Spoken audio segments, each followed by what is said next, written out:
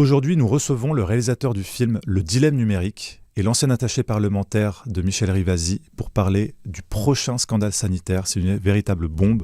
Cela concerne les ondes électromagnétiques et leur impact sur le vivant et sur l'environnement. Mais avant cela, je vous invite à nous soutenir si vous le pouvez. Nexus est un média sans pub et indépendant et ne vit que grâce à ses lecteurs. Vous pouvez nous retrouver en kiosque et sur nexus.fr. Merci à tous et bon visionnage. Tactiquement, dans la réalité, la première source de pollution électromagnétique de type micro-ondes, de type radiofréquence, dans les foyers, c'est les bornes, les téléphones DECT. Pourquoi ? Parce que par rapport à ce que je vais expliquer entre l'antenne et le terminal, le DECT, ça marche pareil. Ouais. C'est-à-dire que le socle du DECT, c'est l'équivalent d'une mini-antenne relais que vous avez à l'intérieur de chez vous, qui rayonne pour rester en communication avec le téléphone sans fil. Et donc, si le téléphone sans fil n'est pas posé sur la borne, ça rayonne. D'accord ? Et en plus, parce que le risque électromagnétique n'étant pas pris en compte ou étant minoré, étant diminué, ça veut dire que quand on les conçoit, les téléphones DECT, on ne veille pas à ce qu'ils ne rayonnent pas si le téléphone est posé dessus. Et ce qui fait que entre les années 95, 2000, 2005, jusqu'aux années 2015, voire un peu après, 90% des téléphones DECT qui sont sur le marché rayonnent, même quand le téléphone est posé sur le socle. Bonjour à tous, merci de nous retrouver pour cet entretien exclusif autour du film Le Dilemme numérique, ce documentaire incroyable qui nous montre un peu les coulisses et les enjeux de ce scandale sanitaire avec le réalisateur de ce film, Klaus Scheidsteiger. Est-ce que je ne me suis pas trompé ? Très bien. Super. Et Charles Maxence Laillet, ancien attaché parlementaire de Michel Rivasi au Parlement européen.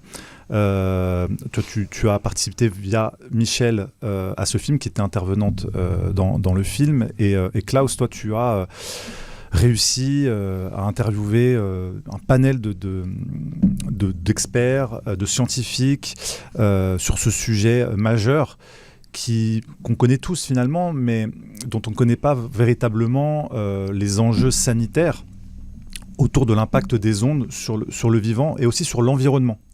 Tout à fait. Qu'est-ce qui, toi, t'a amené à t'intéresser à ce sujet déjà ?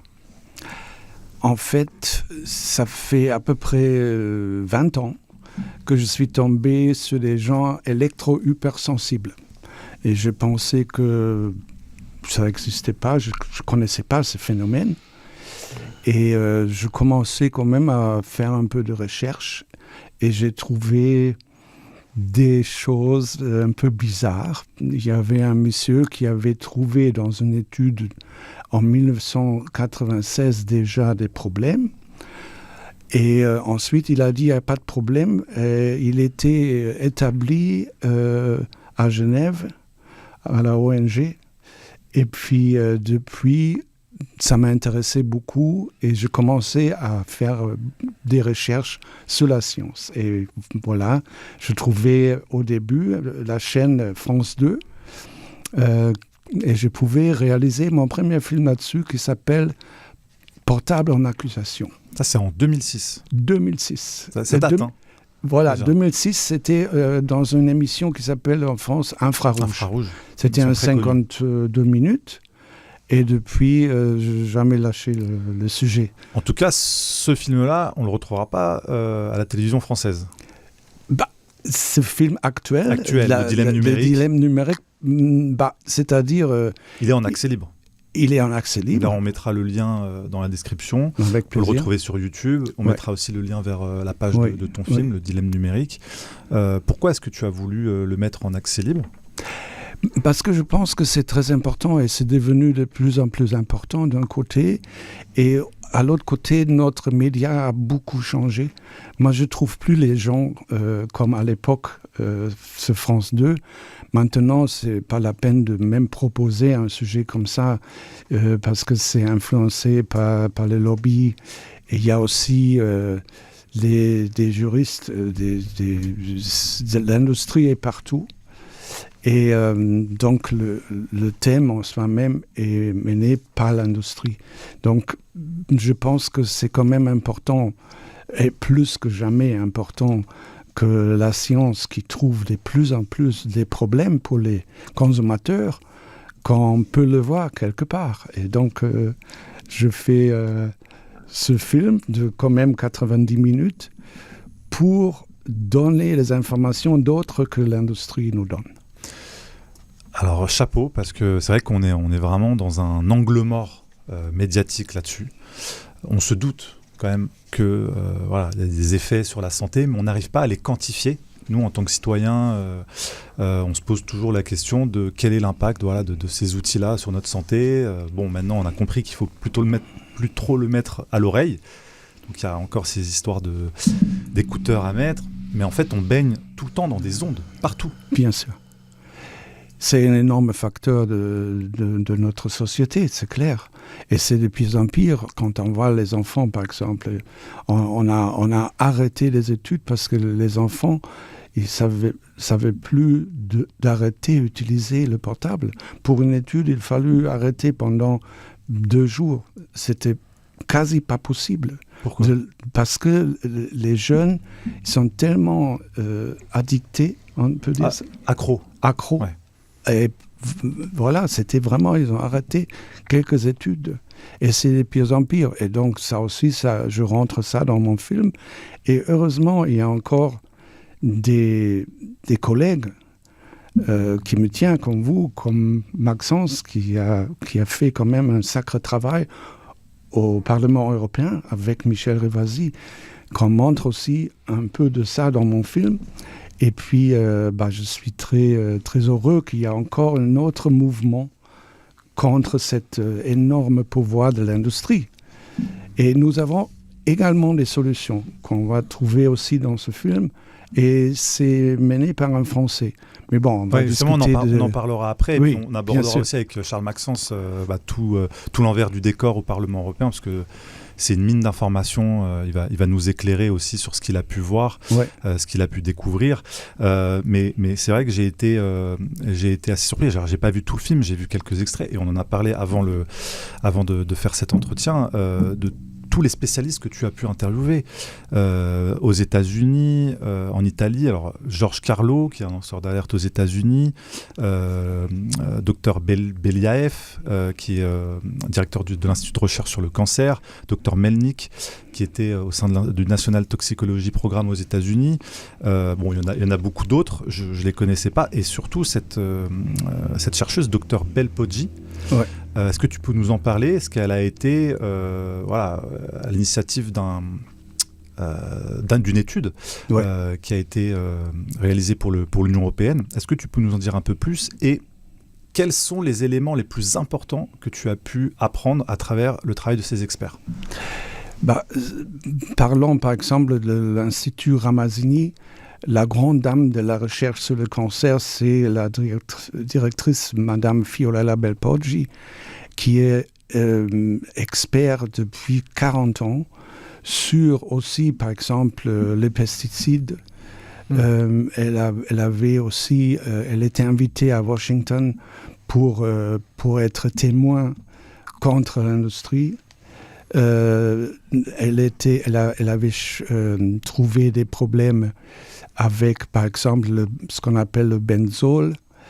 Et puis, finalement, elle s'est mise avec son institut sur les ondes.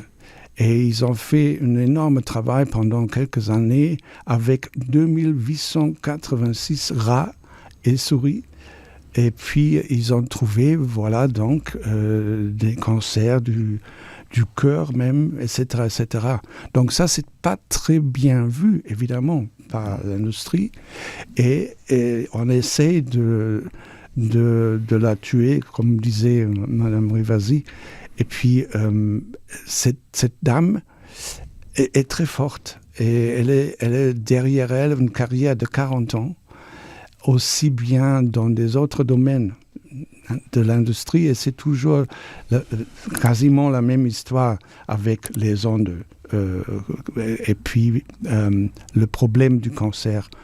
Et effectivement, à cause de son expertise, elle était choisie par le Parlement européen pour faire ce qu'on appelle l'étude STOA sur les effets de la 5G sur la santé.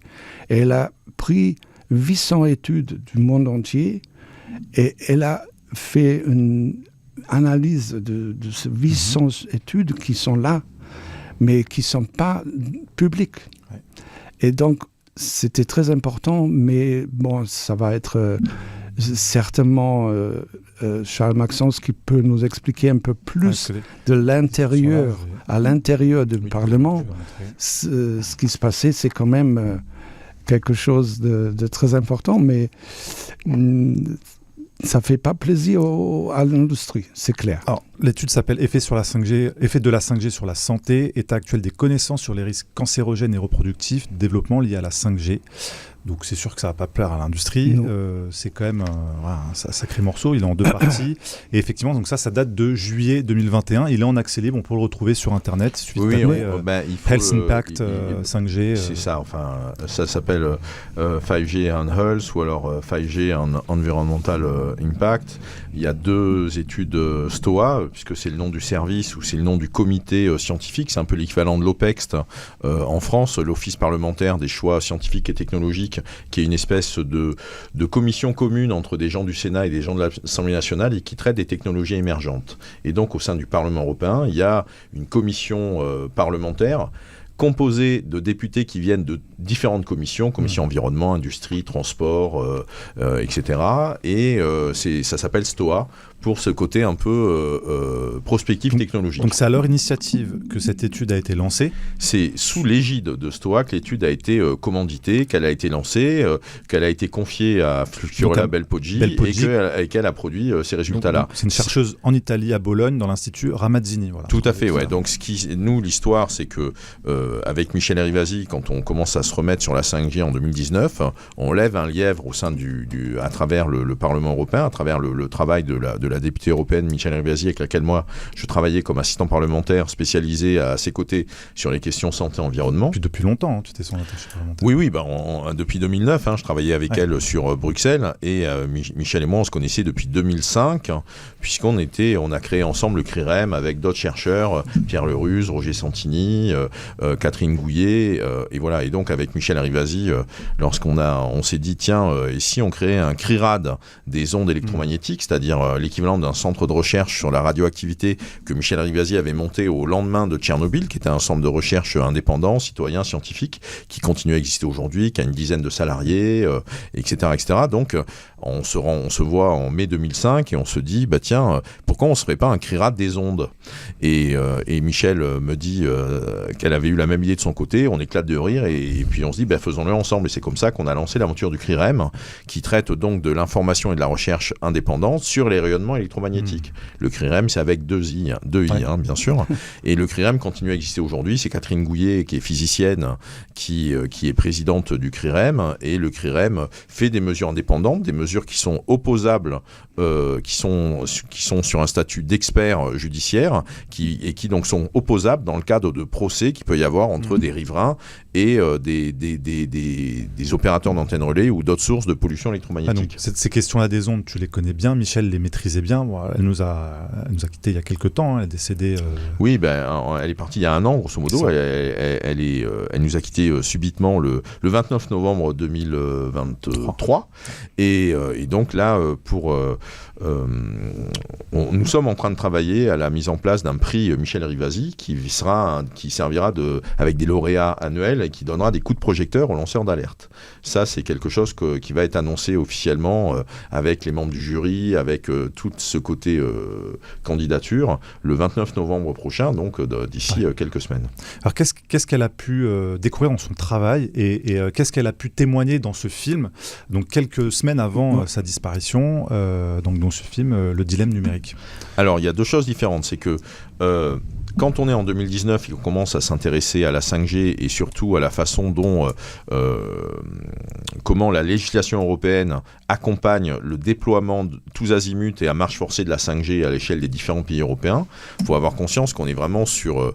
on peut dire qu'il y a, de la même façon que l'Europe, c'est un marché unique, il y a une vision industrielle de chercher à mettre en place un marché unique télécom. Donc un marché unique du réseau, un marché unique des données, un marché unique de la téléphonie. Ça donne comme avantage du point de vue du consommateur, par exemple, le fait que quand tu téléphones en France en étant en Allemagne, ça ne va pas te coûter plus cher que si tu téléphonais de France à France. Ok, il y a des choses de cet ordre-là. Et le corollaire, c'est qu'effectivement, du coup, il va y avoir toute une législation pour, entre guillemets, harmoniser les législations nationales, puisque la santé, voire éventuellement les télécoms, mais en tout cas la santé, c'est une compétence nationale. Donc ce qui fait que l'Europe ne doit pas se positionner sur la santé, hormis quand on est sur des menaces transfrontalières, ça nous rappelle le Covid, ça nous rappelle la pandémie, ça nous rappelle tout ça, mais sinon elle n'intervient pas là-dessus, c'est du registre de chaque État membre. Et donc à l'échelle de la pollution électromagnétique ou à l'échelle de l'exposition aux micro-ondes liées à la téléphonie mobile, on a une recommandation qui a été faite à l'échelle des États membres, où il y a des seuils limites d'exposition sur 3 types de valeurs, hein, de mémoire. Il y a 58, 61, enfin il y a 28, enfin il y a plusieurs comme ça à niveau de, il y a 3 seuils différents d'exposition aux ondes électromagnétiques, enfin de type radiofréquence. J'ai plus les chiffres précis en tête, veuillez m'en excuser. Mais et puis après, chaque État membre va transposer cette recommandation dans sa législation nationale.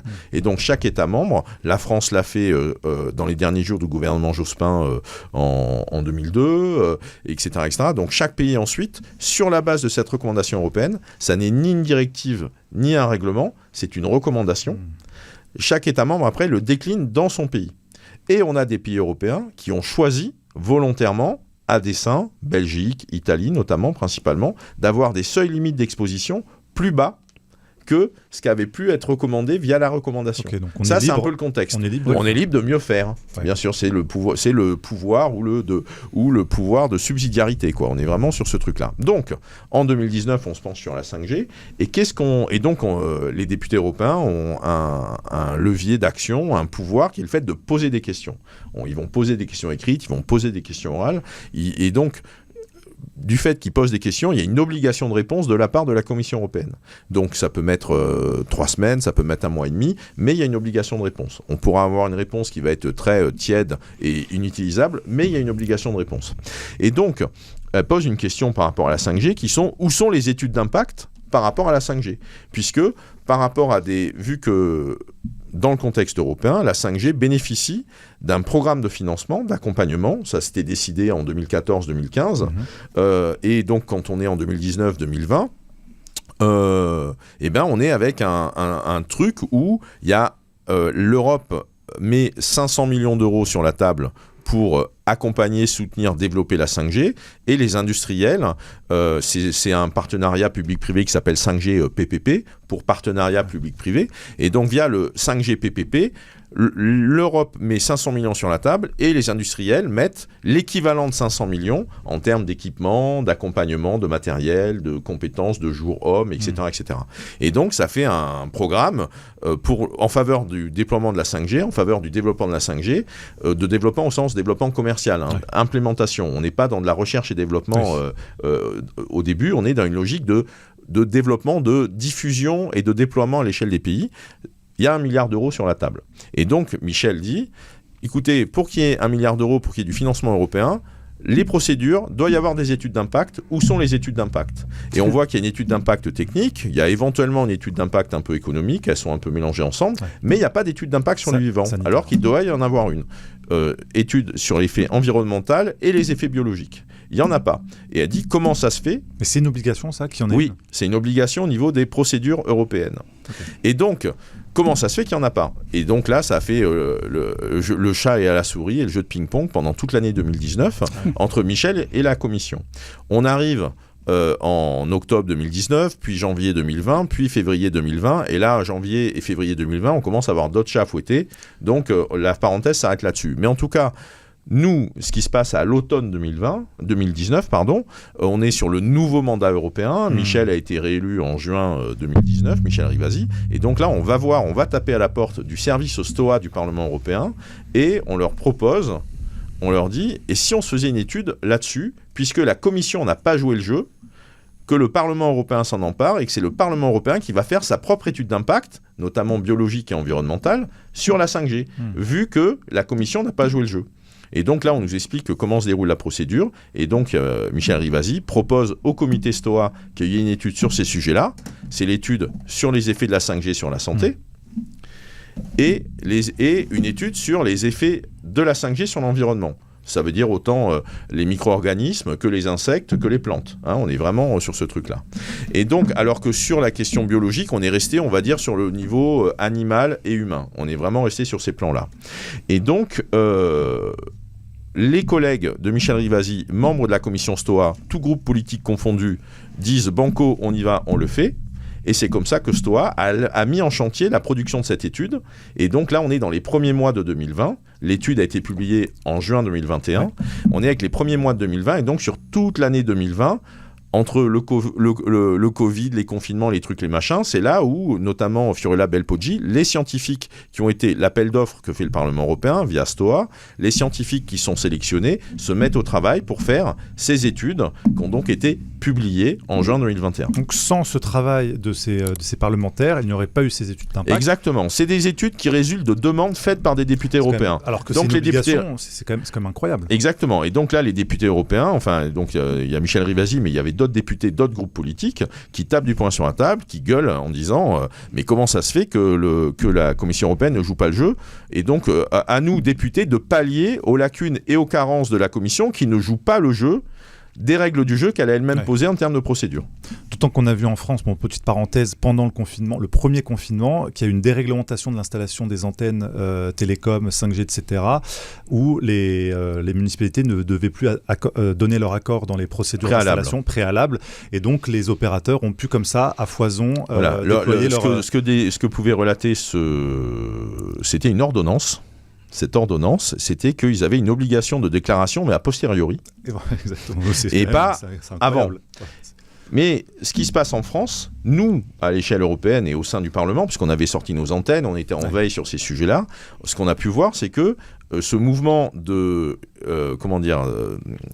les grains de sable qui pourraient nuire à la vitesse du déploiement de la 5G, ça se passait à l'échelle de tous les pays européens. C'est-à-dire que c'est à l'échelle européenne qu'a été pointé du doigt le fait que de viser ce type de dérégulation ou ce type de simplification dans le langage européen, on va parler d'harmonisation. Okay, donc on va harmoniser des réglementations dans les États membres, on harmonise les réglementations nationales en faisant l'équivalent de décrets d'application, on appelle ça des actes d'exécution, on appelle ça des actes délégués, c'est ce qu'on appelle dans le jargon européen une législation secondaire, ça correspond au décret d'application, hein, c'est-à-dire que nous en France on va faire une loi et derrière il y a des décrets d'application. L'ordonnance, c'est des décrets d'application qui passent sans qu'il y ait de loi, sans rien, c'est lancé comme ça par le gouvernement. Donc, les législations secondaires à l'échelle européenne, ce qu'on appelle je l'ai dit tout à l'heure, mais là maintenant le nom m'échappe, les actes d'exécution et les actes délégués sont cette législation secondaire qui dérive de la législation européenne qui est adoptée par le Parlement européen avec les États membres. D'accord ? Et donc, nous, on a vu qu'il y avait la volonté de retirer du pouvoir aux collectivités locales qui risquaient de faire comme des embûches ou des freins à un déploiement tous azimuts, sans entrave au sein de l'Union européenne, enfin au sein des territoires, au sein des États membres. Et il y a notamment et donc c'est plutôt les pays fédéralistes, par exemple, même si c'est un petit pays, le Luxembourg, qui sont montés au créneau. Il y a eu aussi un peu l'Allemagne, en tout cas certains Länder, certaines régions d'Allemagne, un petit peu aussi en Italie. Donc c'est ceux qui sont vraiment avec des pouvoirs locaux qui tiennent à cette subsidiarité, qui tiennent à ce fédéralisme, non pas qui descend du haut vers le bas, mais qui va du bas vers le haut, qui sont montés au créneau pour dire « Eh oh, pas de ça, vous n'allez pas commencer à nous retirer du pouvoir ».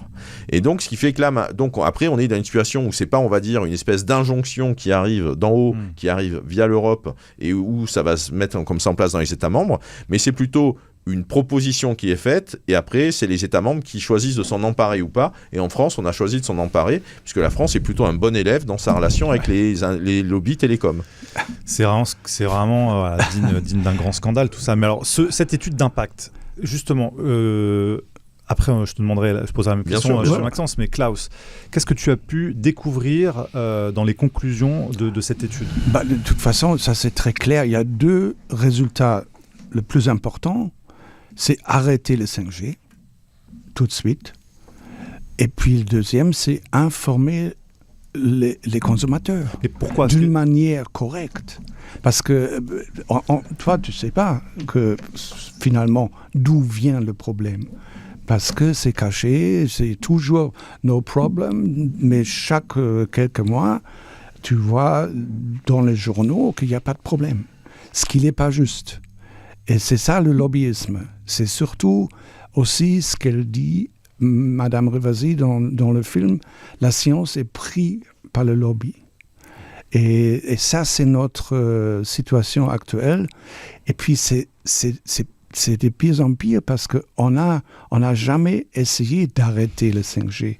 Malgré que, au début, déjà, en 2019, il y avait des scientifiques du monde entier, à peu près 180, qui ont dit, mais il faut d'abord faire des études. Pourquoi vous avancez? Parce que les problèmes n'ont pas commencé avec le 5G. Les problèmes sont connus depuis 1993. Là, on a trouvé le premier problème au niveau de la cancer et tout ça. Et donc, à partir de là, il se passe ce que nous avons, des spécialistes du lobbyisme appellent ça wargaming. C'est connu depuis le tabac, de vraiment comment faire, qu'est-ce qu'on fait avec les scientifiques qui ont trouvé des problèmes. Et donc ça, c'est toute une, comment on appelle ça, une stratégie du lobbyisme. Comment traiter. Tout d'abord, il faut dire que c'est une seule étude, par exemple. Au début, une seule étude, ça ne veut rien dire. Nous, l'industrie, on sait qu'il n'y a pas de problème. Et voilà, on va faire nous-mêmes les études pour vous montrer qu'il n'y a pas de problème. Donc, c'est l'industrie qui a pris, si tu veux, l'initiative aussi sur la science.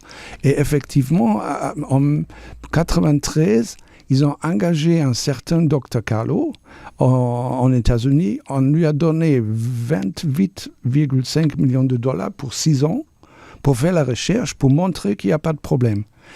Malheureusement, ce monsieur, il avait trouvé des problèmes. Il est dans ton film. Il est aussi dans mon film et il est aussi dans les autres films qui sont déjà aussi passés à la télé. Et il est encore là pour se battre. Il y a encore des... C'est un peu comme avec le tabac. Ce phénomène de procès contre, on appelle ça brain tumor cases, donc le cas du cancer du cerveau, dure depuis 2001. Le premier qui a porté plainte en États-Unis, c'était 2001. Maintenant, ils ont regroupé plein de gens. D'affaires, de plaintes. Et ça dure encore. C'est maintenant, en États-Unis, l'industrie a engagé une quarantaine des bureaux d'avocats, des tops. Et on m'a dit que c'est à peu près, ça coûte à peu près $1 million pour les avocats par jour. Donc c'est incroyable. C'est dur de lutter contre une telle machine. Pour lutter. Voilà. Alors, Maxence, par rapport à ce rapport que j'imagine tu as dû bien éplucher avec Michel à l'époque, qu'est-ce que vous avez pu découvrir de nouveau? Parce qu'on sait tous que les ondes sont potentiellement dangereuses, même avant la 5G. Qu'est-ce qu'il a de si particulier, ce rapport? Alors, d'abord, c'est le seul rapport qu'on peut qualifier d'étude d'impact, même si ça n'est que une revue de la littérature scientifique existante.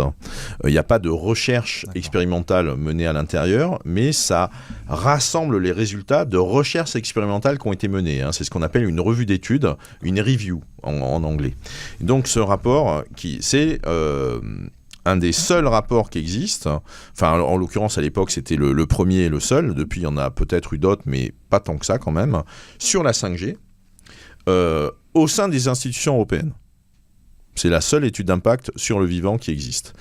Et le choix méthodologique de Madame Belpoggi, c'est de faire une revue de la littérature scientifique sur le sujet. Elle ne s'est pas engagée dans le fait de faire des expérimentations, elle ne s'est pas engagée dans le fait de ne parler que de ses travaux à elle, ou de ses travaux de recherche, elle rassemble ce qui existe. Et elle applique la méthode de l'OMS dans la façon d'estimer si un cancérigène, un agent polluant, peut être possiblement, probablement, de façon certaine, cancérigène. elle applique cette façon-là, elle applique cette méthodologie-là, qui est une méthodologie qui a 30 ans, 40 ans au sein de l'OMS, via un institut spécifique de l'OMS qu'on appelle le CIRC, le Centre international de recherche contre le cancer. Et donc, depuis 1970, le CIRC produit des monographies. Ces monographies sont une estimation du risque cancérigène substance par substance. Ils ont fait l'agent orange, ils ont fait le benzène, ils ont fait le plomb, ils ont fait différents trucs. En 2001, ils ont fait le 50 Hz, c'est-à-dire les ondes basse fréquence, les rayonnements basse fréquence, ceux du circuit électrique, ceux des lignes à haute tension, ceux du Linky, en termes d'ondes porteuses du moins. Et puis, en 2011, ils ont sorti une monographie au niveau de l'OMS, au niveau du CIRC. Ils ont fait une monographie, ils ont estimé le risque cancérigène des radiofréquences, c'est-à-dire des micro-ondes, c'est-à-dire les ondes électromagnétiques qu'occupe la technologie de la téléphonie mobile. Puisque quand on parle de 93, on est avec cette logique de l'essor de la téléphonie mobile. Il y a plein de sources dans notre environnement de pollution ou de rayonnement électromagnétique. On a tout d'abord le 50 Hz, ce qu'on va appeler les basses fréquences. Et puis ensuite, on a un petit peu la radio, la télé qui s'est rajoutée, mais ça compte pour pas beaucoup, genre 10% à peu près du bruit de fond électromagnétique qu'on a autour de nous, de cette pollution invisible qui nous assaille ou qui nous enveloppe et qui est bien sûr notamment perceptible dans les villes. Et puis à partir des années 90, c'est les années bebop, c'est Itinéris, c'est tout ce temps-là, dans les années 90, on a donc la téléphonie mobile qui arrive et il y a des antennes relais qui arrivent et donc il faut installer des antennes relais. Les antennes relais, et ben de la même façon qu'il y a des émetteurs radio ou des émetteurs télé, l'antenne relais, c'est un émetteur de radiofréquence, de micro-ondes, qui va rayonner sur un territoire donné. Sauf qu'il en faut beaucoup plus. Il en faut pour faire ce qu'on va appeler des cellules. Voilà. Donc, une grosse antenne relais qui rayonne beaucoup couvre une cellule plus grande, et une petite antenne relais qui rayonne moins, mais qui couvre une certaine surface. Par exemple, dans les villes, on est avec beaucoup d'antennes relais qui vont rayonner moins, quand bien même on peut les autoriser à rayonner plus, pour pouvoir venir au secours les unes des autres. Alors, est-ce que c'est une bonne chose, ça, justement, d'avoir plein de... On va en parler après, de ça. On va en parler après. Et donc, le corollaire de l'antenne relais, c'est le téléphone mobile. C'est-à-dire qu'on a une antenne relais qui rayonne de loin et qui couvre un territoire ou une surface, et qui rayonne, on pourrait dire, en permanence. Et on a ce qu'on va appeler en champ proche, au plus près de la personne, à l'échelle d'une personne ou d'un individu, ou d'un rayon de 1 ou 2 mètres autour de lui, on a un objet, un téléphone qu'on va appeler un téléphone portable, qui lui va rayonner, et qui donc ça communique entre le terminal, le téléphone, et l'antenne relais. Ouais. Et ce que nous disent les études, pas ces études-là, mais d'autres études de mesure, quand on mesure comme ça avec des antennes, des machins, des capteurs et des bidules, quand on mesure la pollution électromagnétique dans un lieu, il faut avoir conscience que le téléphone sans fil qu'on a chez soi, les fameux téléphones DECT, ceux qu'on pose sur le socle, vont avoir un niveau de rayonnement dans leur fonctionnement qui est 2 ou 3 fois supérieur au niveau de rayonnement que vous allez avoir avec une antenne relais en général. Ah ouais, ok. C'est-à-dire qu'en gros, chez vous, vous pouvez avoir les chiffres que je vais vous donner, c'est des chiffres des années 2015, avant que la 5G arrive, parce que la 5G a modifié la donne là-dessus en termes d'effet cocktail, en termes de superposition, de cumul, d'accumulation et de mélange de fréquences. Donc, avant que la 5G arrive, on va dire que les personnes chez elles, si on faisait une mesure par rapport à ça, elles étaient à 0,8 volts par mètre ou à 1,2 volts par mètre, liées aux radiofréquences, c'est-à-dire liées à la technologie téléphone mobile.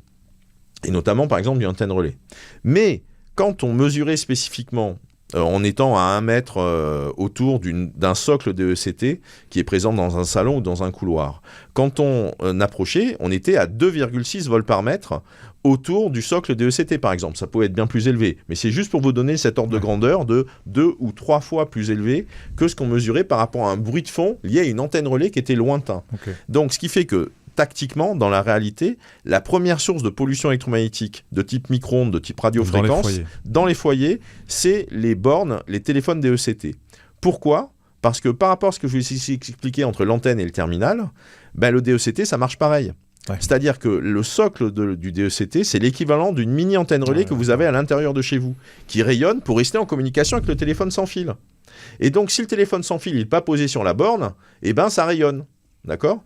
Et en plus, parce que le risque électromagnétique n'étant pas pris en compte ou étant minoré, étant diminué, ça veut dire que quand on les conçoit, les téléphones DECT, on ne veille pas à ce qu'ils ne rayonnent pas si le téléphone est posé dessus.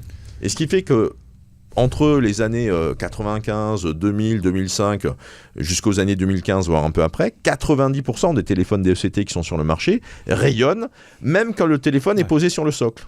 Et donc, c'est pour ça qu'il faut acheter, si vous voulez des téléphones sans fil chez vous, ce qu'on ne vous recommande pas, il faut plutôt acheter ce qu'on va appeler des échos DECT, qui sont des téléphones qui s'engagent qui sont des modèles qui s'engagent à ne pas rayonner le socle, la borne de recharge s'engage à ne pas rayonner quand le téléphone est posé dessus. Par contre, quand on téléphone avec, c'est la même chose qu'avec le téléphone portable. Exactement. C'est-à-dire vous avez le rayonnement du téléphone portable, le fameux, passe-moi parce que j'ai pas le mien à côté de moi, le fameux rayonnement du truc qu'on a à côté de l'oreille, d'où le fait qu'on ait des risques augmentés de tumeurs du cerveau, de tumeurs des glandes salivaires, etc., etc. Ça a été mis en évidence depuis 2006, ou 2004, les premières études partielles sont sorties en 2004, à travers une grosse étude qui était financée notamment par l'OMS et par l'Union européenne, qui s'appelle Interphone, et qui a mis en évidence chez les gros consommateurs, c'est-à-dire ceux qui étaient en heures cumulées d'usage au-delà des 850 heures de téléphone mobile. Donc vous faites vous-même vos calculs pour remettre par mois. Si vous consommez 20 heures de téléphone mobile par mois, vous voyez combien de mois ça met et combien d'années ça met pour être en situation de gros utilisateur d'un point de vue usage cumulé dans le temps. Donc c'est une équipe française qui a fixé ce seuil à 850 heures par exemple. Au-delà des 850 heures d'exposition cumulées dans votre vie, vous basculez dans la catégorie gros utilisateur de téléphone portable. Et quand vous êtes dans la catégorie du gros utilisateur de téléphone portable, vous avez un risque doublé de tumeurs du cerveau, de tumeurs autour de nous. Et puis il y a d'autres études qui sont sorties entre-temps, également en France, notamment une étude qui s'appelle Sérénate, qui date des années 2013-2015. L'étude Sérénate, on n'est pas dans ce que raconte l'étude STOA qui porte spécifiquement sur la 5G et sur autre chose, mais l'étude Sérénate par rapport au risque cancérigène qui est associé à l'exposition à un téléphone mobile, l'étude Sérénate d'une équipe d'épidémiologie qui était basée à Bordeaux a montré que là aussi, il y a une augmentation du risque corrélée à l'augmentation de l'exposition à un téléphone portable en ayant le portable contre soi. En plus, maintenant, il y a le Wi-Fi dans tous les foyers. Oui, et puis il y a aussi PhoneGate qui a montré qu'en plus, il y a une fraude des fabricants de téléphones mobiles sur le niveau de rayonnement et d'exposition, enfin de ce que rayonne un téléphone. Oui, parce qu'il y a... Comme c'est passé avec le scandale Volkswagen, tout est diminué. En fait, il diminue pendant les tests le niveau d'exposition, mais finalement, ce qu'on appelle le fameux DAS, niveau d'exposition... C'est-à-dire qu'on a des tests qui sont faits par les industriels qui vont dire finalement notre téléphone il rayonne pas beaucoup, puis en fait quand on mesure les choses différemment ou quand c'est pas les industriels qui font la mesure, on se rend compte que le téléphone va rayonner 30% de plus, 70% de plus que ce qui est déclaré par l'industriel. Mais ce que déclare l'industriel, ça tombe bien, ça permet que ça soit sous la limite légale. Et donc, du coup, ça peut être commercialisé, tout ça. Et on est dans cette situation-là. C'est vraiment l'association PhoneGate, qui est notamment portée par Marc Arasi en France, qui porte ce combat-là. On est sur une fraude au consommateur, à l'information du consommateur, puisque les données fournies par les fabricants et les industriels ne correspondent pas à la réalité de l'exposition que l'on a quand on a un téléphone, je vais terminer là-dessus, en ce qu'on va appeler en champ proche. Quand vous êtes exposé avec une antenne relais qui est à 500 mètres, vous êtes en champ lointain, c'est tout votre corps qui est exposé avec le peu de rayonnement qu'on voit l'antenne relais quand elle fonctionne. C'est une exposition en champ lointain qui est chronique et qui concerne le corps entier, le corps dans son entier, et donc on est avec des valeurs plutôt basses, comme je l'évoquais tout à l'heure, 0,7, 1. On peut avoir des points chauds, où il y a des valeurs très élevées. On peut avoir des pics d'exposition avec des situations qui font que ça fait monter à 14 volts par mètre ou quoi, les niveaux. Il y a des mesures, le CRIREM a fait des mesures dans des quartiers, dans des villes, où il y a des endroits où on a ces valeurs-là qui sont détectées, qui sont mesurées. Et le téléphone portable, là, on va qualifier ça d'une exposition en champ proche, sur une partie du corps, en l'occurrence donc la partie qui est exposée. Donc si vous tenez votre téléphone à la main, c'est la main. Si vous l'approchez de l'oreille, si vous l'avez contre l'oreille, c'est l'oreille. D'où l'usage et la recommandation de prendre des oreillettes. Ok, bien sûr. Mais j'ai découvert ça justement grâce à Marc Arasi qu'on avait interviewé il y a quelques années à Nexus. Les oreillettes sont aussi conductrices de ces ondes puisqu'elles sont en cuivre. Les oreillettes standards, parce que maintenant ils font des. Oui, mais c'est pas, c'est-à-dire c'est exact, c'est exact d'un point de vue rigoureux et scientifique. Mais dans les faits, en termes d'exposition pour les personnes qui peuvent être légèrement électrosensibles et qui commencent à ressentir ce qui peut se passer, il n'y a pas photo au niveau du confort. Hein. Il y a pas, c'est-à-dire avec le téléphone à l'oreille, on a la tête qui chauffe, on va même avoir éventuellement mal à l'intérieur du conduit auditif. Enfin, ça c'est quand on se fait 30 minutes de téléphone mobile d'affilée. Donc on a les cellules à l'intérieur de la tête, sous la peau, dans le cartilage et ainsi de suite, qui vont bouillonner un peu à leur manière, puisque la caractéristique des ondes micro-ondes, c'est de secouer dans tous les sens les molécules d'eau qui sont présentes dans le vivant. Comme un micro-ondes en fait. Exactement. C'est quand même incroyable. Donc on a des mini micro-ondes dans les mains qu'on met aux oreilles. Oui, mais il faut voir aussi que l'industrie demande quand même une distance entre l'être humain et le portable. Alors ça c'est nouveau ça. Non, c'est pas nouveau. C'est écrit. C'est écrit dans le menu. Ils recommandent combien? C'est juste que les opérateurs ne le disent jamais. On le voit pas dans la pub. Non, pas dans la pub, évidemment. Ça, c'est pas vendeur. Personne lit ce qu'il faut. Donc c'est tout petit dans les manuels. Tout petit. Ne pas porter contre le corps. Voilà. C'est marqué noir sur blanc. C'est marqué. Il faut maintenant, à partir de, par exemple, il y a des modèles qui demandent 2,5 cm, par exemple. Voilà. Etc. Donc, c'est-à-dire qu'il faut téléphoner en tenant le téléphone loin. C'est ce que, en tout cas, si on respecte les préconisations qui sont marquées noir sur blanc. Oui. Voilà. C'est ce que Klaus exposait tout à l'heure, c'est que y a des informations qui sont dites, qui sont écrites, mais elles sont pas sues parce qu'on les met pas en avant. C'est ça. Voilà. Et voilà, c'est page 46 quelque part. La même chose avec le Wi-Fi. On demande de ne pas le mettre dans le chambre d'enfant, par exemple. Mais très peu le savent, très peu font attention à ça. Voilà. Ils le mettent dans leur propre chambre, à côté de leur lit. Mais pourquoi l'industrie fait ça? Ils ont commencé à faire ça après les grandes vagues des procès ont commencé. Parce qu'au niveau juridique, il fallut mettre qu'il faut la distance et tout ça. Donc, tout ça, c'est bien. Marc Arasi, je le connais aussi bien. Il fait du bon travail aussi. C'est chouette. Et puis, surtout, qu'est-ce qu'on va faire? Est-ce qu'il y a des solutions? Alors justement, est-ce que tu as rencontré des gens qui se sont attaqués juridiquement à des industries? Est-ce qu'il y a des gens qui ont déjà gagné, obtenu gain de cause? On a quelques cas en France de gens qui ont réussi à obtenir le démantèlement d'une antenne relais sur leur champ. Il y avait des conséquences sur leur bétail. Il y a des gens aussi, même sur leur santé à eux, ils avaient réussi à faire enlever certaines antennes. Est-ce que tu as rencontré des gens comme ça? Est-ce qu'on le retrouve dans ton film? Oui. Et est-ce qu'il y a des chances de s'en sortir, nous, en tant que citoyens? C'est-à-dire maintenant, il y a une telle force aussi au niveau de la conscience. Je pense que c'est de plus en plus que les gens savent qu'il y a quelque chose qui ne va pas. Et on a peut-être aussi de plus en plus, à mon avis, le phénomène de l'électro-hypersensibilité que je traite aussi dans le film. Et c'est des gens comme nous. Hein. Ça peut arriver à tout le monde. Du jour au lendemain, phénomène. Ils deviennent quoi? Intolérants aux ondes? Ça commence très souvent avec un problème avec le sommeil, par exemple, mal à la tête.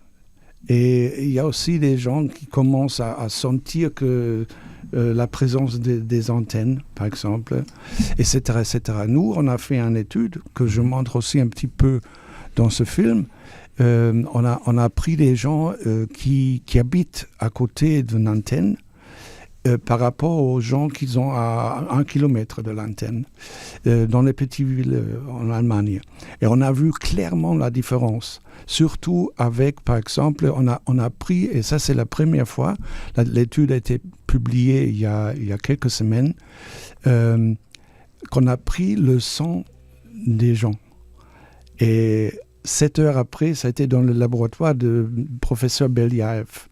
Donc, il a vu que, par exemple, par rapport aux gens qui ont une certaine distance aux antennes, les effets sont doublés. C'est-à-dire, qu'est-ce qu'il remarque dans le sang? Il remarque des, comment on dit, comment on appelle ça? Dis-le en anglais. DNA stand breaks. Ah oui, donc ils ont remarqué des dommages génétiques sur l'ADN plus élevés plus nombreux ou plus forts chez les gens qui sont proches chez les gens les plus proches des antennes, voilà. À travers les analyses de sang qui ont été faites. Ouais. Et donc, basé sur cette étude, maintenant, une équipe juridique commence à aussi attaquer l'industrie. Et oui, nous avons eu des cas, par exemple en Italie, qui ont été gagnés. Et là, il y a certaines compagnies d'assurance qui sont devenues un peu nerveux parce que c'est cher. Et est-ce que c'est l'avenir qu'on a de plus en plus des cas?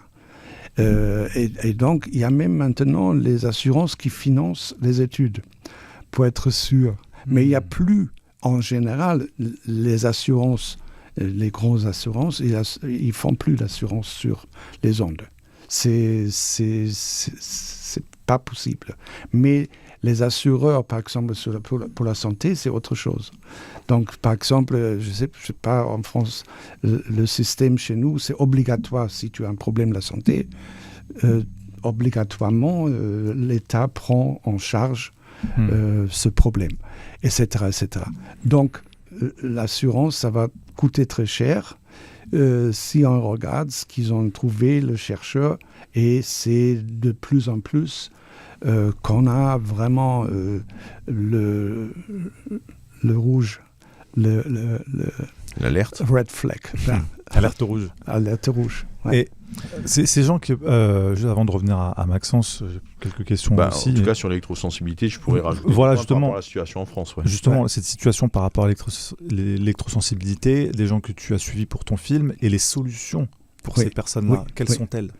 Alors, on a vraiment trouvé un très grand monsieur de la recherche qui est à Paris. C'est un professeur qui est un physicien qui avait commencé à faire des recherches sur ce qu'on appelle le LiFi, le light. Et donc, la lumière va remplacer les ondes. Ouais. Et il avait les premiers brevets déjà en 2008, je pense. C'est le professeur Suat Topsu, qui est donc aussi dans mon film.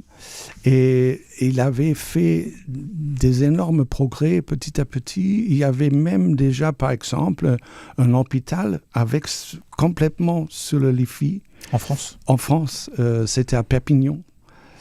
Mais bon, ensuite, à partir de 2019, il y avait donc l'industrie qui voulait pousser et forcer le 5G.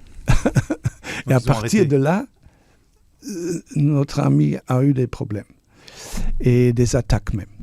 Donc, tu connais un peu mieux l'histoire de Suat.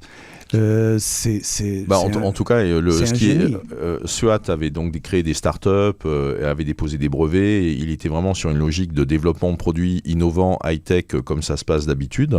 Et effectivement, étonnamment et bizarrement, cette solution qui reposait sur des ondes lumineuses, de la lumière visible et non plus sur des micro-ondes pour transférer des données, il n'a pas pu aller plus loin dans le développement de son produit. On lui a fermé des accès à certains marchés. Il n'a pas eu les commandes qu'il attendait, et ce qui fait que la technologie est restée embryonnaire et ne s'est pas forcément développée autant qu'elle le pourrait. Bon, il y a d'autres acteurs électroniques qui sont sur ce marché-là. Nous, effectivement, Michel Rivasi était aussi sur cette position-là.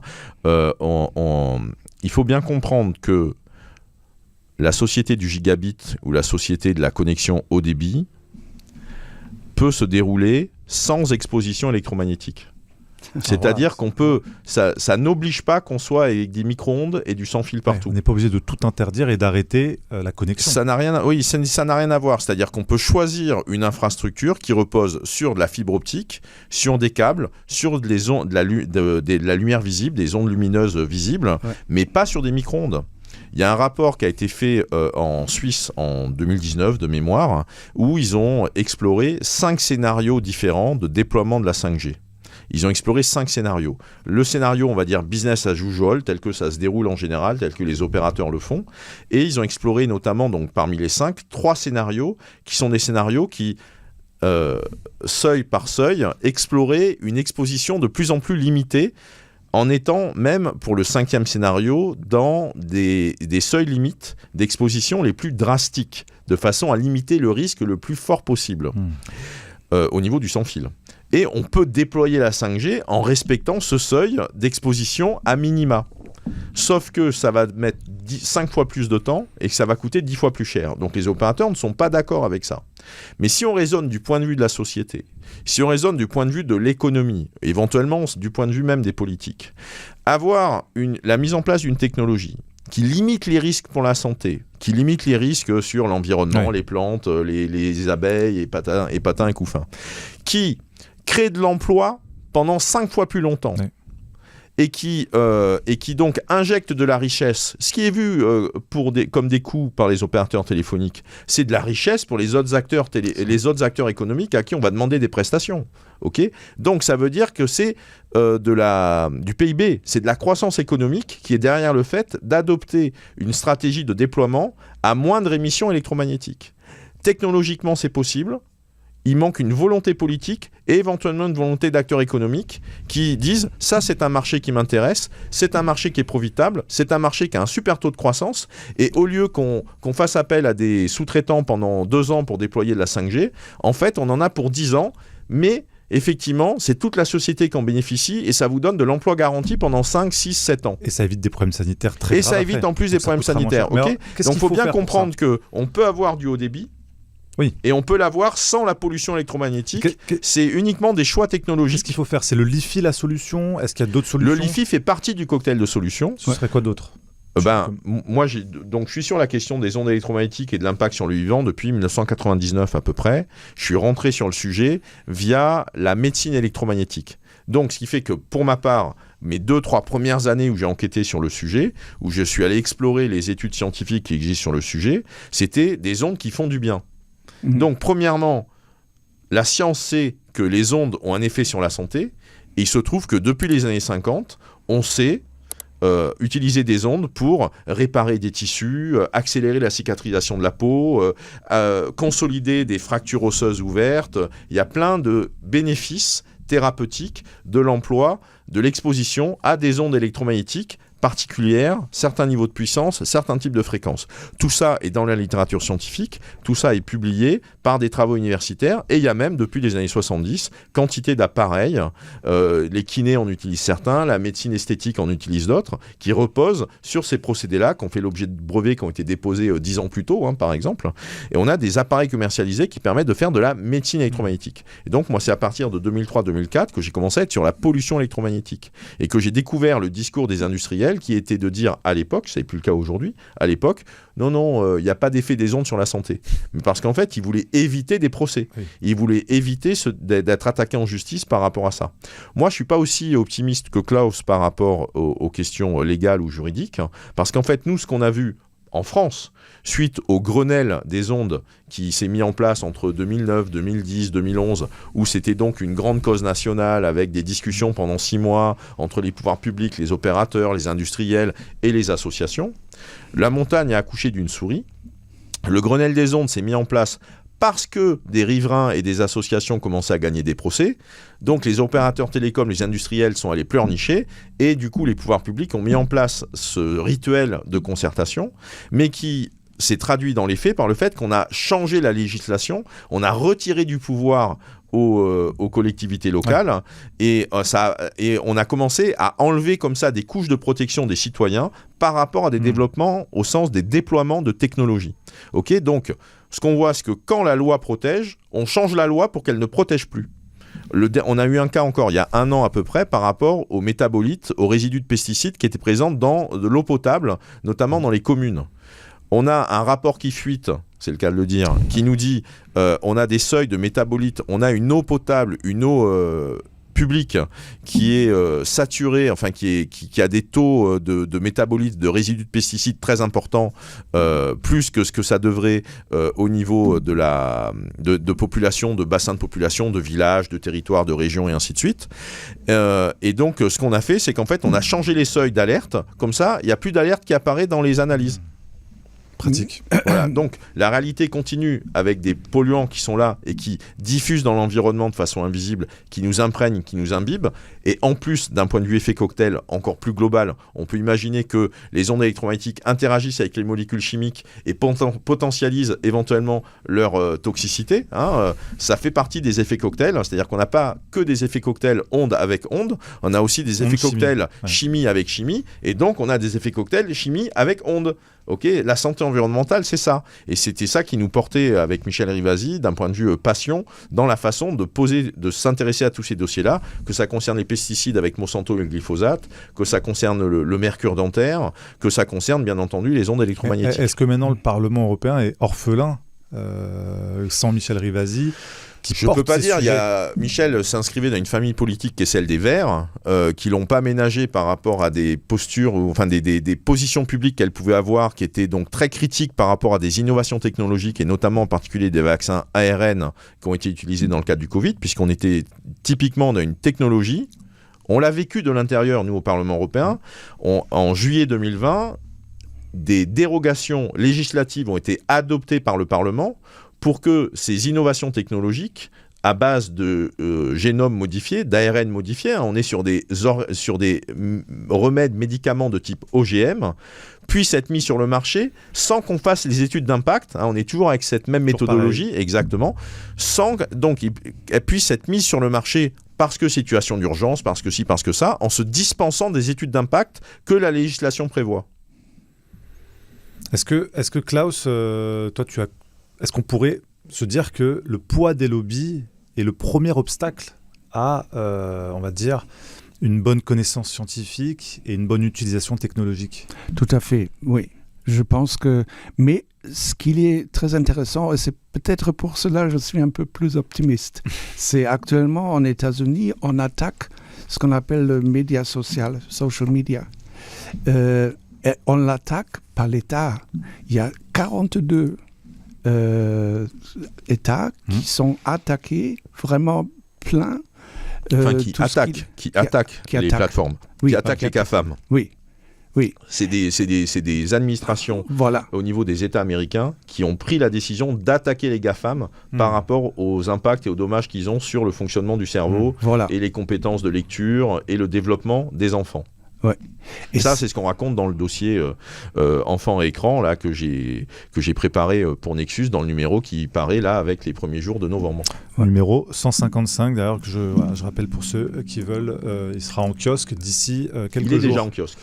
Ouais. Bon, il arrive en avance, c'est vrai. Normalement, c'est le 1er novembre, mais on est le 30 aujourd'hui, octobre. Et ça, c'est quelque chose de très, très fort. Par exemple, j'ai aussi des contacts avec les gens qui sont dedans. J'ai vu la lettre de 42 États pour le Sénat en États-Unis. Je peux te le filer. Et eux, ils n'ont pas de problème de financer le procès. Et on m'a dit que ça va être aussi grand que le tabac, parce que finalement, ils ont gagné. Et à l'époque, je ne savais plus, mais ils ont gagné en tout dans le 210 milliards de dollars contre l'industrie du tabac en États-Unis. Donc c'est aussi lourd.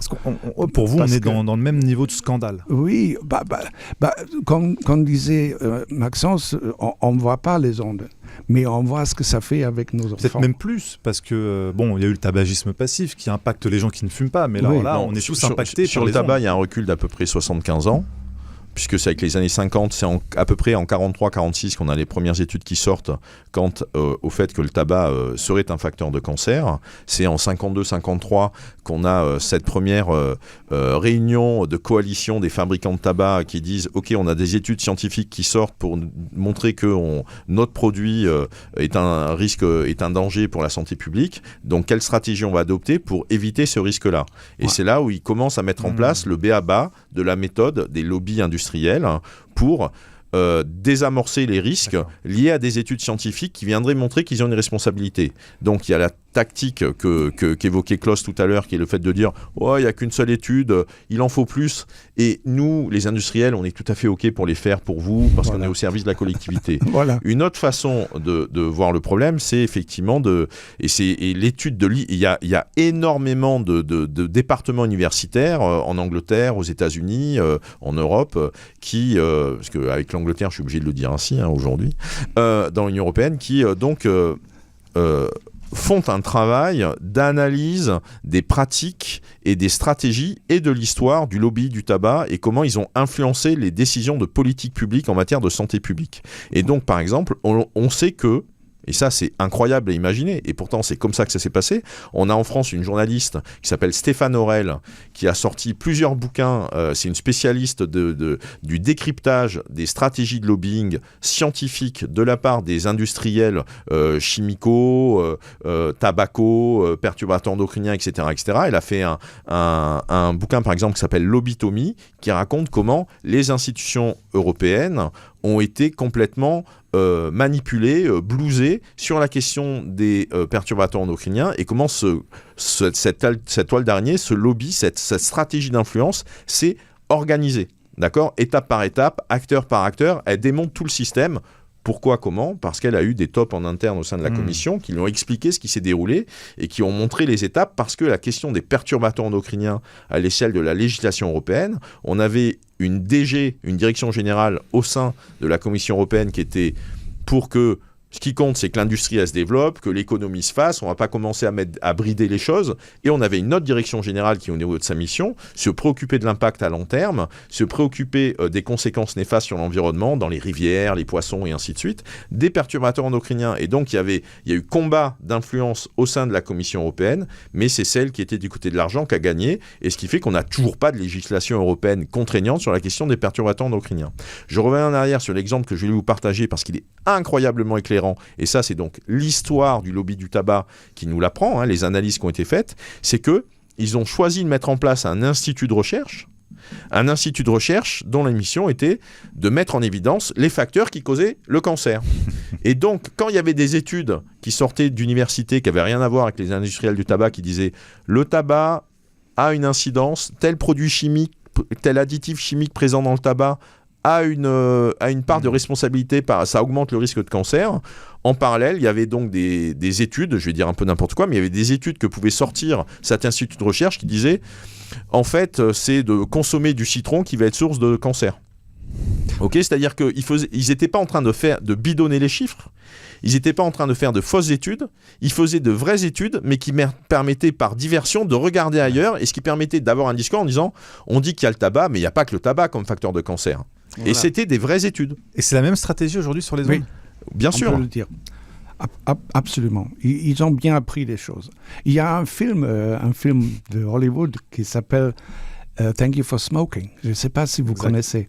Et à la fin, c'est à peu près ça. Le mec qui a travaillé pour le tabac, à la fin du film, il a quitté le tabac, il travaille maintenant pour l'industrie de télécommunications. Exact. Voilà. C'est un vieux film très bon. Et tu as d'ailleurs fait aussi un autre film qui s'appelle Thank You for Calling. Thank You for Calling, oui. Je fais, en français, c'est Onde de choc. Il s'appelle. Tu l'as sorti en 2016, de mémoire. Oui, 18. 16 en anglais. En anglais, oui, c'est ça. Ouais. Et puis, de toute façon, pour moi, c'était un grand plaisir aussi de retrouver tous ces scientifiques et de donner quand même aussi une chance à s'exprimer, parce qu'on ne trouve plus ça. Pas beaucoup d'espace médiatique. Et normalement... c'était très gentil qu'au début, quand on a discuté, tu as dit normalement il faut que ça soit Arte ou TF1 qui... Je confirme, le documentaire pourrait passer sur Arte très facilement. Alors il est écrit d'une façon qui passerait... très grand public. Très grand public. Il dure 1h20, donc c'est un vrai film documentaire. Il n'est pas anxiogène, il est construit d'une façon qui passerait à l'aise sur France 5 ou Arte. Maintenant, je pense que ça va gêner certaines personnes, mais...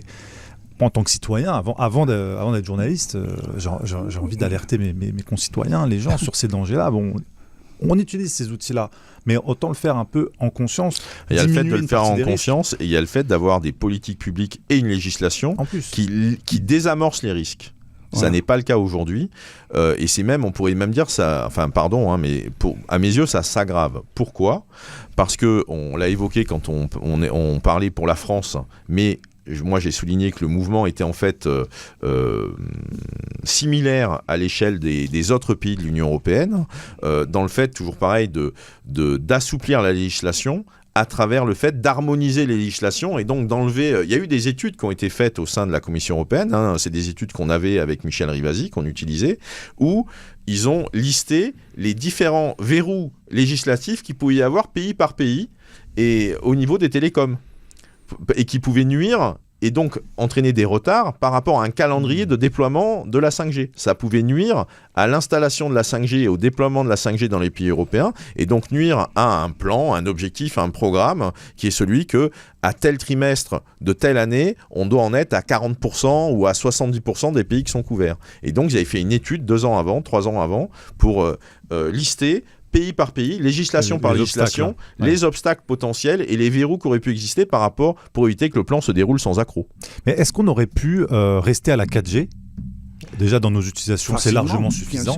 Bien sûr. Est-ce qu'au niveau sanitaire, c'est préférable de rester avec les installations 4G ou il valait mieux arrêter tout type d'antenne de ce genre ? Je pense qu'il a parlé, Maxence, d'un cocktail, n'est-ce pas ? Cocktail de solutions. Et puis le 4G, c'est tout à fait OK. Il y a une vraie différence entre 4G et 5G, sanitairement parlant. La vraie différence, c'est par exemple une différence militaire. Pour utiliser tout ce qu'il est maintenant aux guerres modernes, la guerre hybride, on peut dire, il faut le 5G. Il parle maintenant même de la 6G, il y a les Chinois qui ont lancé... Bien sûr. Oui, les Coréens, depuis 2019, 2020, 2021, il y a les premiers livres blancs sur la 6G qui sont en train de sortir. Nous, c'est des choses qu'on a suivies aussi avec Michel, ou que je suis à titre personnel, bien sûr, en tant que journaliste spécialisé sur ces sujets. Donc, du côté de l'industrie, ils sont sur une vision du monde, ils sont sur un horizon qui est que tous les 10 ans, il y a une nouvelle génération qui doit arriver. Donc, quand la technologie, elle est mature, elle est prête d'un point de vue standard, normes, comment dire, je ne veux pas dire chaîne alimentaire, mais en tout cas la façon dont les technologies sont complémentaires les unes des autres sur toute la chaîne entre les terminaux, les routeurs, les antennes, etc., etc. Une fois qu'on a fait tous les tests en labo et qu'on a l'écosystème qui est mûr et qui est mature, c'est là où on développe les offres commerciales, que ça arrive. Et après, derrière, dans les 5 ans qui suivent, c'est le fait que les gens changent de technologie, remplacent leur téléphone mobile, renouvellent leur équipement. Et c'est comme ça qu'on glisse de la 4G vers la 5G, par exemple. Et donc, ça suppose d'avoir 5 ans de développement, on pourrait dire, théorique en amont et 5 ans de déploiement en aval. Et donc, ce qui fait que quand la 5G commence à être déployée avec les années 2020-2021, c'est le moment où on commence à se préoccuper de concevoir théoriquement la 6G, d'où les livres blancs qui ont émergé entre 2020-2021 et qui arrivent maintenant 2024-2025. Donc on va dire que l'aspect R&D, l'aspect recherche et développement, l'aspect réflexion en labo, test des hypothèses, bêta-testing de certains matériaux ou de nouvelles formes d'antennes. Est-ce qu'elle va être en forme de nid d'abeille ? Est-ce qu'elle va être en forme de losange ? Enfin, il y a toutes ces choses-là qui se passent au niveau des labos. Est-ce qu'elles vont être nanométriques ? Enfin, vous voyez, est-ce qu'elles seront en graphène ? Est-ce qu'on va les mettre dans des... Bref. Et c'est comme ça que il y a, à un moment donné, hop, ça bascule en développement commercial où là, on va se dire, OK, donc ça veut dire qu'il faut qu'on ait des satellites qui soient en place autour de la planète, ça veut dire qu'il faut qu'on ait des antennes relais, ça veut dire qu'il faut qu'on ait des box qui deviennent comme des antennes relais pour rayonner ce type de rayonnement. Donc là, ils font une analyse à rebours qui est de se dire, pour que ça fonctionne, de quoi il y a besoin. Et en parallèle, on va avoir une autre analyse, bien sûr, qui est une analyse purement business model d'affaires, analyse économique, qui est, OK, c'est quoi c'est quoi qui va être moteur comme source de revenus ? La 5G, c'est les usages industriels, ce sont les données. Et donc la 6G, c'est encore plus. OK, c'est ça encore plus, en quelque sorte. Donc la 5G, un tiers du business model de la 5G, c'est-à-dire pour que les investissements colossaux en termes d'équipement et aussi en termes d'achat de fréquences auprès des pouvoirs publics, par rapport aux fameuses sommes très importantes, plus importantes que du temps de la 4G, que les États ont demandé aux opérateurs télécoms en Italie, en France, en Allemagne, dans tous les pays. Donc, ça va être... il faut collecter de la donnée pour que la donnée soit une source de revenus. Et donc, ça veut dire que sans le big data, sans les technologies de surveillance, sans les véhicules autonomes, que ce soit la voiture, les camions, les drones, et puis ensuite même les cargos, etc., sans ces dispositifs qui sont des fabricants de données en très grande quantité. On le sait pour la voiture, les études ont été faites et tout ça. La voiture génère plusieurs gigas de données par seconde ou par minute parce que entre ce qu'elle émet contre son comportement et ce qu'elle reçoit comme données par rapport à l'environnement, la signalisation, les feux, les machins, les trucs, le GPS, etc., etc. Donc, et ça... C'est donc des services, c'est de la bande passante qui est occupée avec des données, et donc c'est quelque chose qu'on peut facturer et commercialiser auprès de certains acteurs économiques. Donc, sur la 5G, pour faire court, on veut faire payer au grand public. C'est le grand public qui est vu comme une vache à lait pour financer une infrastructure dont les 2/3 des usages sont liés à des applications industrielles de type logistique, de type militaire. Et c'est pour ça qu'on vous vend la 5G pour consommer du film, pour consommer du cinéma ou des sports ou des matchs de foot en haute définition. C'est-à-dire c'est le grand public. Alors que c'est pas ça fondamentalement leur cœur de business. Le grand public en tant que consommation d'images haute définition, d'HD ou de Ultra HD, c'est 1/3 du business model. Le deuxième tiers, c'est les véhicules autonomes et les infrastructures intelligentes, smart grid, smart data et machin, tout ça. Et le dernier tiers, c'est les capteurs de surveillance, le big data et donc l'intelligence artificielle qui permet d'exploiter le big data. Et tout ça est relié. S'il y en a un qui manque, l'équilibre économique de la 5G ne se fait pas. C'est pour ça que la 5G a pris du retard, parce que, le grand public était un peu réticent au fait de s'acheter des nouveaux téléphones. 2, la 5G, malheureusement, il faut le dire aussi, ça se traduit par une augmentation de la pollution électromagnétique qui est très importante dans l'environnement. C'est pas simplement les industriels ou ceux qui sont apôtres ou avocats de la 5G vont dire ça a que des avantages, c'est plus de débit, c'est plus rapide, ça consomme moins. Puis ils disent que ça consomme moins, qu'ils mettent plus d'antennes et donc qu'ils baissent le rayonnement. Oui, ça consomme moins et tu l'as dit, ils mettent plus d'antennes. Mais donc s'il y a plus d'antennes, effet rebond, c'est-à-dire que l'antenne individuellement elle consomme peut-être moins, mais comme il y en a plus, le cumul fait que au total, collectivement parlant, la facture énergétique est plus lourde. Là où on nous dit qu'il faut faire des économies d'énergie, qu'il y a le dérèglement climatique, etc. Donc, les infrastructures numériques, en particulier les infrastructures de surveillance, parce que à partir du moment où il y a des données qui sont collectées en permanence, on appelle ça l'extractivisme de données, on appelle ça le capitalisme de surveillance. Ça fait partie des sujets que je suis et que je relate aussi au sein de Nexus. On a fait plusieurs articles sur ces sujets-là au sein de la revue. Ce sont des utilisations qui ne concernent pas le grand public, mais dont le grand public est à l'origine des données. C'est en gros les moutons qui se font tondre. On prend les données sur le dos des gens, et après, c'est d'autres personnes qui font du profit avec ces données-là. Et on le voit avec, par exemple, là, ce qui s'est passé, il y a eu les dossiers dans Nexus, sur les caméras biométriques pour les Jeux Olympiques. Ça devait être exceptionnel, ça devait être expérimental.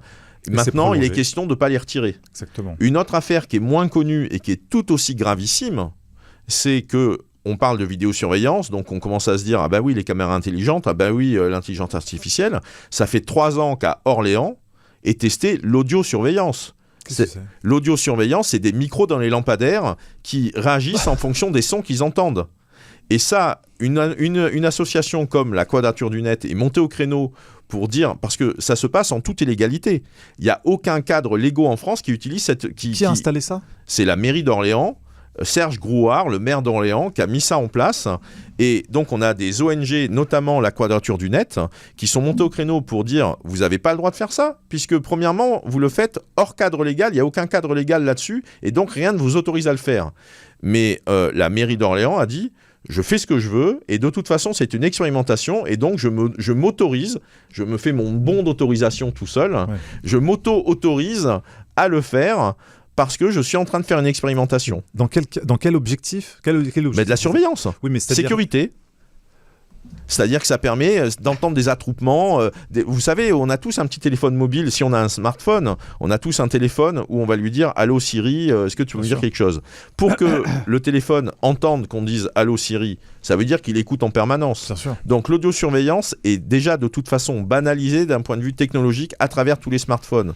Si vous voulez diminuer le niveau de surveillance de la société de surveillance et du capitalisme de surveillance, on sort des smartphones, on revient au téléphone mobile d'avant. Le smartphone, ça fabrique un risque systémique en termes de surveillance. Ça capte vos données, y compris vos données audio, vos conversations. C'est Alexa avec Amazon, ou je ne sais plus comment s'appelle le système avec Google. C'est Siri avec Apple, etc. Même les télévisions connectées maintenant. Exactement. Donc, si ça réagit à la voix, c'est qu'il y a un micro qui écoute en permanence. Et comme ça, si on lui envoie la bonne commande, il réagit en disant « Ah oui, je suis prêt, je suis réveillé, je vous écoute. » D'accord ? Donc, l'audiosurveillance, c'est le concept de la vidéosurveillance appliqué à l'espace public pour des questions de sécurité, pour des questions de sauvegarde de la tranquillité des honnêtes gens. C'est quand même ahurissant. Et ça fait encore plus de data et d'ondes justement à diffuser. Il faut de la bande passante pour transporter les data. Mais nous avons déjà un peu la Chine, j'ai appris ça hier, nous avons encore déjà un peu la Chine en Europe. Vous savez où ? En Italie ? Non, à Monaco, Monte Carlo. Nous étions hier, on a des amis allemands qui habitent là-bas, qui ont expliqué qu'on commence à faire un système qui est à peu près dans le même esprit qu'en Chine. C'est-à-dire le crédit social. Voilà, le crédit social. On récompense les comportements. Ils ont une identité numérique à Monaco. Voilà, déjà. Et donc, il faut faire attention, ils font tous attention. De toute façon, on a vu avec la crise sanitaire. Je pense que c'est une bonne histoire qu'on peut éventuellement chercher. Mais effectivement, tout est lié. Mais alors, selon vous, messieurs, est-ce qu'il faudrait immédiatement un moratoire déjà sur la 5G ? Clairement, parce que ça, c'est un point que je voulais souligner. Enfin, il y a une ou deux choses qu'on a oublié d'évoquer, mais désolé pour la durée de cette émission. Oui, un moratoire sur la 5G, parce que c'est justifié d'un point de vue stratégie industrielle et enfumage des pouvoirs publics à travers cette stratégie industrielle. On nous dit que c'est économe, ça consomme plus. Ça fabrique de la pollution électromagnétique très importante. Et en plus, ça a traîné aussi parce que ça coûtait cher à déployer, puisqu'il faut mettre plus d'équipements partout. Donc comme il faut mettre plus d'équipements partout, ça coûte cher. Et donc les opérateurs eux-mêmes, la moitié d'entre eux, sont pas très très chauds pour la 5G, parce qu'ils préféraient d'abord continuer à amortir l'infrastructure de la 4G, plutôt que de continuer à payer pour une nouvelle infrastructure, sachant qu'en plus, comme il y a la 6G qui arrive, dans 5 ans, c'est rebelote. Donc autant on continue à amortir la 4G, et puis quand la 6G va commencer à apparaître, là on va pouvoir se dire est-ce qu'on passe le pas d'après. D'accord ? Il y a vraiment des rationalités industrielles en termes de gestion de coûts, de gestion d'investissement et donc d'amortissement de ces investissements qui demandent d'être pris en compte. Et au final, on a des opérateurs télécoms qui cherchent à occuper le marché. Il y a notamment, c'est un concept qui est peu connu mais qui est présent dans le secteur télécom qu'on appelle le delta minute. C'est le nombre de temps moyen, la durée moyenne de la consommation du temps passé au téléphone ou de la consommation du temps passé à un service en ligne qu'un consommateur, qu'un individu va avoir. Et donc l'intérêt d'un Facebook ou l'intérêt d'un opérateur télécom, c'est que vous passiez si maintenant qu'on est avec des abonnements au forfait, c'est un peu différent, mais ça va être que le plus longtemps vous restez au téléphone, le plus vous allez payer. Donc, par exemple, du côté des opérateurs, des GAFAM et des réseaux sociaux, le plus longtemps vous restez sur Twitter, le plus longtemps vous restez sur Facebook, le plus longtemps vous restez sur Instagram, le plus ça fait de temps de connexion à ce service-là, et vous n'êtes pas en train de regarder un autre service. C'est l'économie de l'attention. Exactement. Et donc ça, c'est le delta minute qui, du point de vue des opérateurs technologiques, des opérateurs télécoms ou GAFAM, qui permet de mesurer le temps qu'on passe à consommer quelque chose. Notre temps à nous, en tant qu'individu, il n'est pas extensible. On a 24 heures par jour. Alors certes, on dort de moins en moins. Certes, on cherche à ce qu'on ait des yeux rouges comme des lapins la nuit devant les écrans. Mais ça n'est pas pour notre intérêt. ça n'est que par rapport au fait que ça moissonne plus de données pour ceux qui vivent de l'exploitation des données. Mais c'est à notre détriment, d'accord ? Donc, s'extirper nous-mêmes de ce type d'écosystème, passer sur des technologies un peu plus low-tech qui ne sont pas ultra intelligentes, et notamment sur des écrans plus petits, etc., ou ne pas changer de téléphone tous les ans, ça permet de désamorcer des forces qui sont en jeu, liées à la machine, liées aux chiffres, des forces qui sont en jeu, qui cherchent à elles-mêmes maximiser et optimiser leurs profits et leurs gains et leurs bénéfices, à notre détriment. Nous ne sommes juste que du bétail et des consommateurs, et ce qui compte, c'est qu'on consomme le plus possible leurs services. Donc, veiller à consommer le moins possible leurs services, y compris les services de stream ou autre chose, ou en tout cas l'utiliser intelligemment et pas par défaut, participe de nous redonner de la liberté et donc de nous redonner de la conscience. Alors pour information, puisque maintenant ils obligent les nouveaux forfaits téléphoniques, c'est que de la 5G, on ne peut plus prendre des forfaits 4G. Sur mon téléphone, j'ai... Sauf si vous avez un téléphone qui n'est pas 5G. Alors, c'est-à-dire que s'il n'est pas smartphone... Alors même 5G, on peut rétrograder. Voilà. C'est-à-dire que le mien, malheureusement, était 5G et dans les options, on peut rétrograder en 4G. Voilà, ça diminue le débit, mais finalement, bon, j'ai envie de dire, tant que c'est possible, ça empêche d'utiliser les infrastructures. Ouais. Et on a le problème, juste un point encore là-dessus, désolé pour cette envolée, mais en France, avec le New Deal mobile, qui est donc un programme national de soutien à la 5G pour éradiquer les zones blanches, ça fait que ça fabrique plus de pollution électromagnétique sur l'ensemble de la surface, puisqu'on a ce qu'on appelait les zones blanches, c'est-à-dire les endroits où les téléphones mobiles, ou en tout cas, il n'y avait pas de réseau, on pouvait pas, on était dans des zones où il n'y avait pas de rayonnement d'une antenne relais qui passait par là, donc ça permettait pour les personnes électro-hypersensibles d'avoir des lieux où ils pouvaient se régénérer, se ressourcer. J'ai pris la suite de Michel Rivasi à la tête de l'association Zone Blanche. Il y a d'autres associations qui existent sur la question des électro-hypersensibles. L'association Zone Blanche, elle s'est créée en 2014 et sa démarche, sa mission, sa raison d'être, c'est de faire émerger des lieux où les EHS peuvent se ressourcer. Mais depuis un an et demi, c'est un enfer. Vu que, à travers le programme du New Deal mobile, où l'objectif affiché, c'est la disparition des zones blanches, donc on a des EHS qui se retrouvent à se terrer comme des rats dans des grottes ou dans des coins de murs ou des coins de collines ou de montagnes pour réussir à éviter d'être irradiés par des antennes relais qui ont été activées au beau milieu d'une zone forestière ou d'une zone montagneuse, simplement par rapport au fait qu'il fallait respecter le cahier des charges et la cartographie. Ouais. Nous sommes dans un dilemme numérique. Très bon titre de film. Je pense qu'il faudrait créer un film comme ça. Pour toi, Klaus, la solution, ce serait un moratoire rapidement sur la 5G ? Tout à fait. Mais ça se dit depuis 5 ans. Et ça a même été voté par certaines collectivités locales, en Suisse, en France. Oui, mais ça va. En Suisse, ils ont encore encaissé. C'est vraiment c'est un dilemme. Et il ne faut pas arrêter de s'informer. C'est très important. C'est l'ère de la guerre. Il y a des conseils municipaux, il y a des référendums locaux qui ont voté en faveur du moratoire sur la 5G. Ce qui montre bien que le déploiement de la 5G ne respecte pas l'expression de la démocratie locale. Ah, parce qu'ils ont été retirés de leur pouvoir, les municipalités, puisque maintenant, c'est des autorisations. En tout cas, quand bien même, ça a été le cas en Suisse, il y a des moratoires, il y a en tout cas des décisions qui sont prises, il y a des référendums locaux. Il faudrait la même chose en France. Ça n'est pas respecté. Alors que, d'un point de vue faisabilité technique, on peut faire pareil ou identique avec moins de pollution, moins de rayonnement électromagnétique, moins de pollution électromagnétique. On peut rester connecté, on peut avoir accès à des services numériques, à des services en ligne. Après, on a d'autres problèmes qui se posent liés aux écrans, liés aux enfants, liés à ci, liés à ça. Mais on peut avoir accès à la société numérique avec un niveau de pollution électromagnétique extrêmement faible qui respecte les seuils les plus exigeants et donc ils deviennent compatibles avec le vivant et donc ils réduisent le risque que des nouveaux électro-hypersensibles apparaissent. Et je peux éventuellement encore dire une petite chose parce que effectivement en Suisse, et je montre ça aussi dans le film, il y a un organisme qui a fait que maintenant, actuellement, il y a 2500 antennes en discussion d'arrêter cette antenne. Parce que le gouvernement a compris que c'était mis sans sans ordre.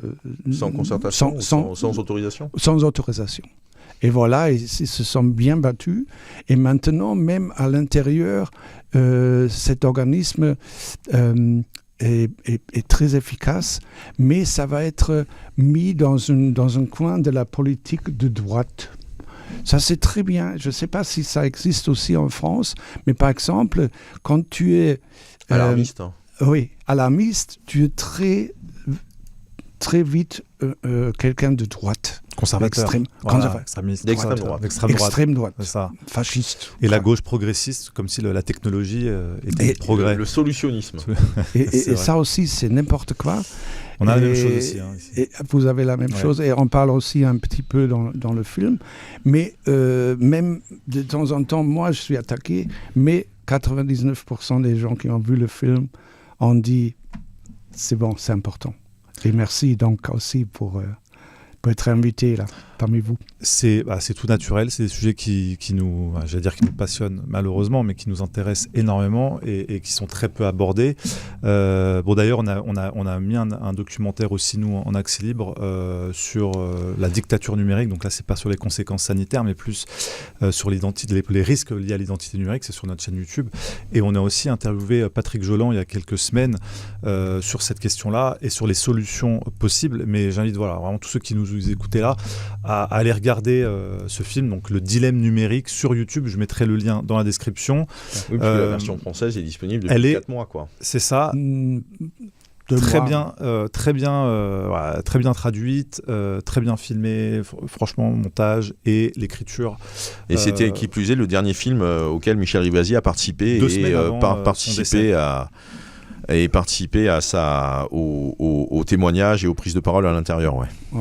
Donc c'est d'autant plus important d'aller voir aussi cette dernière prise de parole de Michel qui était, qui était respectée par toutes les dans l'Union européenne, par tous les courants politiques au sein du Parlement européen. Elle pouvait, et même par des lobbies, elle pouvait agacer parce qu'elle empêchait de dire amen à des innovations technologiques qui étaient portées par des lobbies ou par des acteurs qui cherchent comme ça à tirer profit de la puissance publique et des commandes publiques pour développer leur technologie et leur système.